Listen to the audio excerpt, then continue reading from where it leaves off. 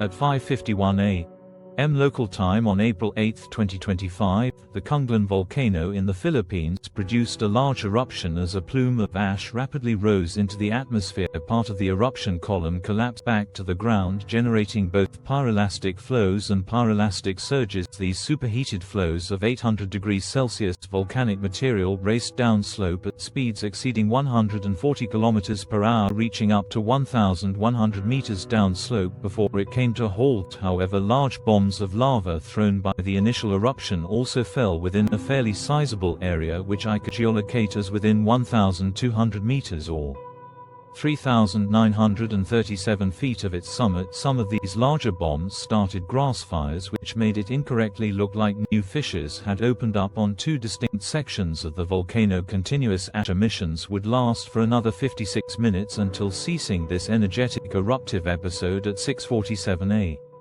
local time. By then the volcanic eruption ash plume had rose to a maximum elevation of approximately 676 meters or 22,000 feet. This caused an aviation warning to be sent out via a volcanic ash advisory, and over the next few hours very light ashfall fell on multiple areas to the west within 25 kilometers of its summit. Additionally, what were described as sulfurous fumes, which in my interpretation probably denotes detectable but probably not truly harmful levels of sulfur dioxide and or hydrogen sulfide gas, were noted by the populace in 5 regional towns. Before I discuss what might happen next, I want to note something interesting. It can sometimes be difficult to determine by video alone pyroclastic flows and surges. A pyroclastic surge versus a pyroclastic flow during a volcanic eruption. As a quick reference, pyroclastic flows are a fast-moving current of hot gas and volcanic matter that flows along the ground away from a volcanic vent at speeds often exceeding 100, sometimes 200 km per hour. Pyroclastic flows often occur alongside pyroclastic surges, which are more gas-rich, lighter and farther traveling counterparts. People have been asking me to clarify how to distinguish the two via imagery or video for a few months, and finally this latest Kanlaon eruption provides us a perfect example to do this. With the limited pyroclastic density, currents in today's eruption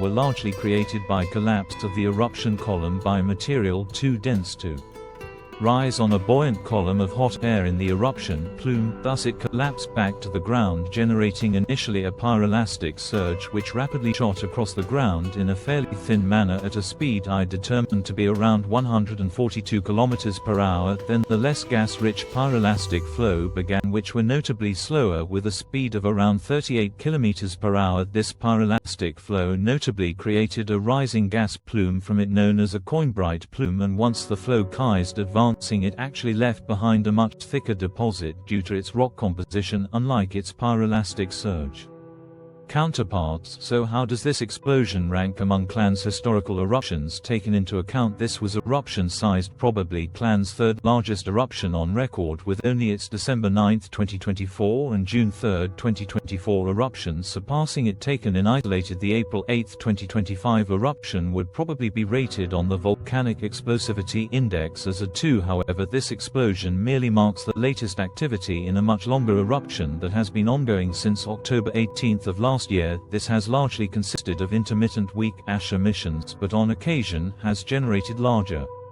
explosions. After all, since 1900, Kanlaon has produced more distinct eruptions than any other volcanoes in the Philippines. However, what is noteworthy is that today's eruption had a magmatic component to it, with only 4 of the volcano's 28 eruptions since 1900 having a magmatic component. This means that once again, while quite unlikely, there is a risk that a larger magmatic eruption could soon follow. As a result, a 6 km exclusion zone is in effect exclusion zone in all sectors surrounding the Kanlaon volcano.